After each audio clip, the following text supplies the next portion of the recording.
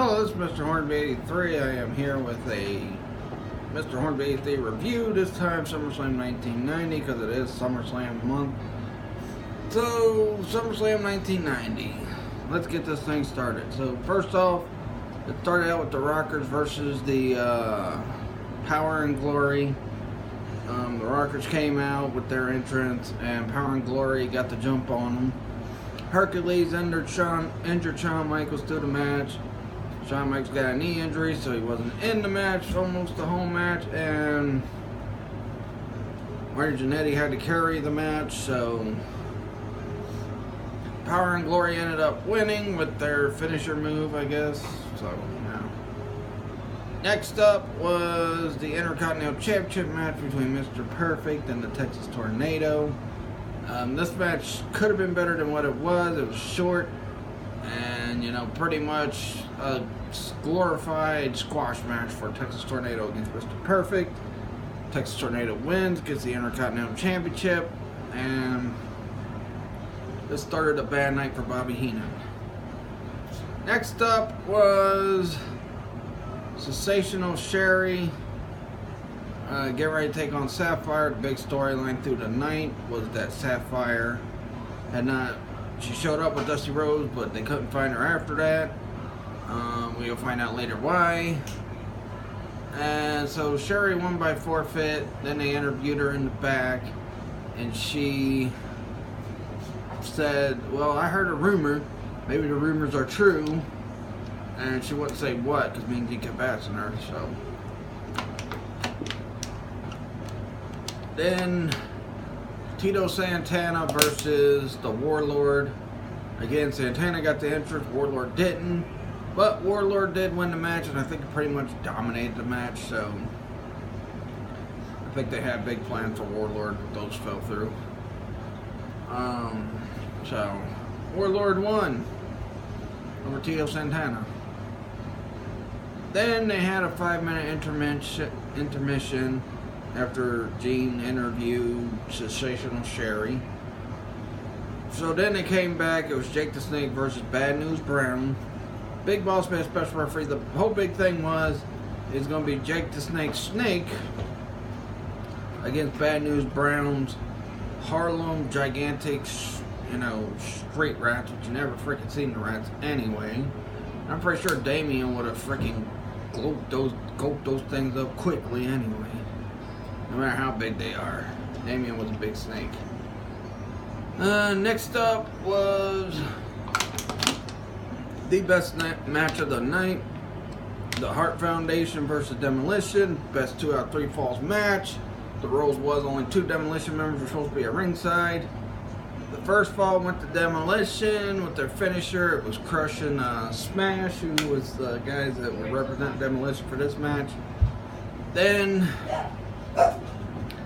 second match came in. The Hart Foundation were about to win with their finisher, but Crush hit the referee, got Demolition disqualified. Then during the third fall, Axe came out, went under the ring, and eventually Smash went under to the ring, and Axe came out, started attacking Hitman, beating him up. Vince McMahon was also talking about how he couldn't tell Demolition apart. And I can see them can't tell Crush and freaking Axe apart. Or not Crush and Axe. Crush and Smash apart because of the long hair and that. But Axe is the one with the short hair. You should have been able to tell them apart. Especially along with the size. They also mentioned size. Piper called him out later in the match for that. So Legion of Doom came out.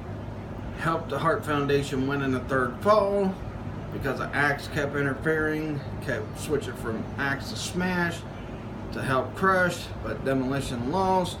Hart Foundation became the tag team champions, and I think this was the last time the Hart Foundation, Bret Hart and Neidhart, held the tag team titles together, because then Bret went on to his singles career, Anvil went away, and then he was with Owen Hart, when Owen had to feud with Bret, and you know how that went. So next up,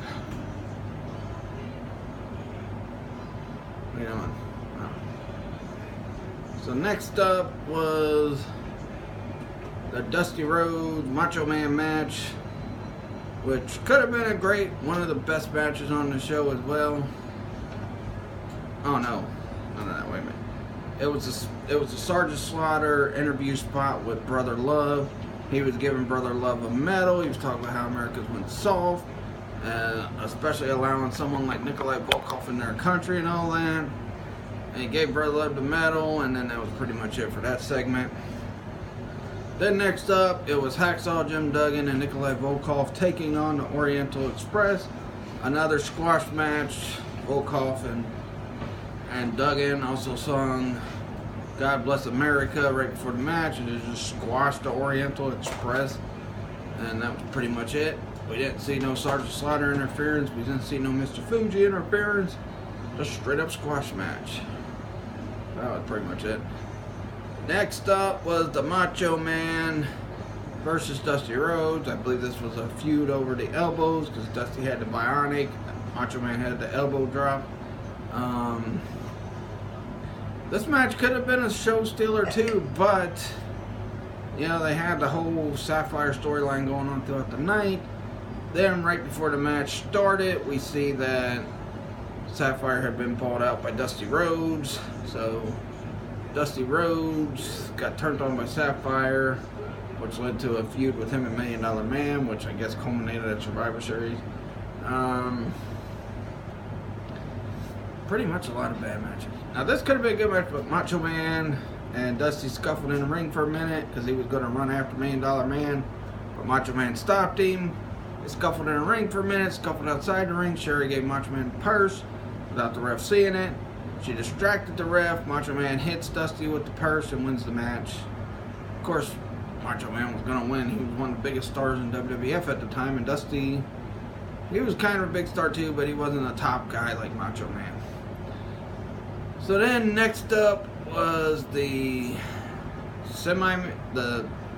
first part of the double main event with Earthquake and Hulk Hogan, with Dino Bravo and Jimmy Hart in Earthquake's corner.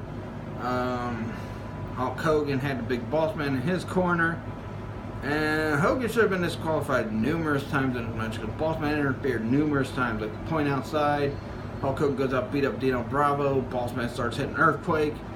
Well, Dino kept distracting the ref, but you know, boss man hits Earthquake and the ref seen it, didn't disqualify Hogan there. Then they took them both in the ring, double booted them, didn't disqualify Hogan there.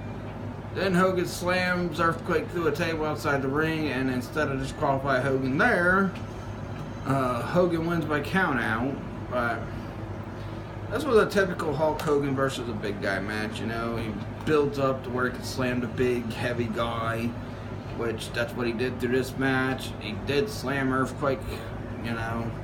He got the big slam on Earthquake twice, in the ring and outside the ring.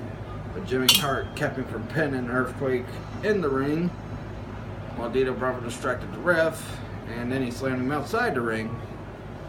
So yeah, pretty much typical match. Then Hogan had a promo about how he's going to go after the World Wrestling. He wants to be in the picture for the World Wrestling Federation title again, which he did get at WrestleMania 7.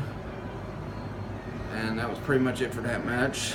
Next up was the steel cage match between Ravishing Rick Rude, managed by Bobby Heenan, versus the World Wrestling Federation champion, the Ultimate Warrior. Rude kept playing up the fact that he's beaten the Warrior before. He compared his situation with him and Warrior to Rocky Balboa against Apollo Creed. Seemingly it was, in this, building where the seemingly unstoppable Apollo Creed got beat by Rocky Balboa, and you know how that went. But this was a pretty good match. I mean, it was a pretty good match for how short it was, but in the end, Warrior hit the gorilla press after he beat up Heenan for hitting him with the cage door earlier, and trying to help try to pull Rude out of the cage so Rude could win. He beat up Heenan. He also got the obligatory freaking Rick Rude butt shot, which I think was in his contract to get every time he wrestled. Same with Ric Flair. But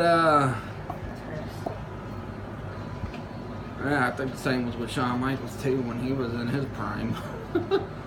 But yeah, pretty good cage match to end the night. Warrior did the gorilla press, climbed out of cage and won the match, and retained the World Wrestling Federation title. Now Warrior would hold it until about 1991 Royal Rumble. Then he lost it to Sergeant Slaughter, who then went on to lose it to Hulk Hogan. So overall, I gotta say, this pay-per-view was one of the worst SummerSlams I've ever watched in my life. I mean, I've seen a lot of bad SummerSlams, but 1990 SummerSlam was a bad SummerSlam. A lot of matches were rushed. Matches that could have been good and great, like Texas Tornado versus Mr. Perfect for the Intercontinental title, could have been great. Macho Man versus Dusty Rhodes could have been a great match. But pretty much, my opinion, the best match on the show was the tag team title match, 2 out of 3 falls, even though there was a lot of shenanigans in it. Still was the best match of the night. I'd have to say second best would be Warrior and Rude in the cage. And that's not saying much. And then I guess third best, only because of the feel of it, and, you know, the big adrenaline rush of Hulk Hogan slamming the Earthquake after Earthquake put him out for a while. But yeah, overall, this was a bad pay-per-view. And the frickin' steel cage match and the Hart Foundation Demolition match pretty much kind of saved it from being lower than what it is.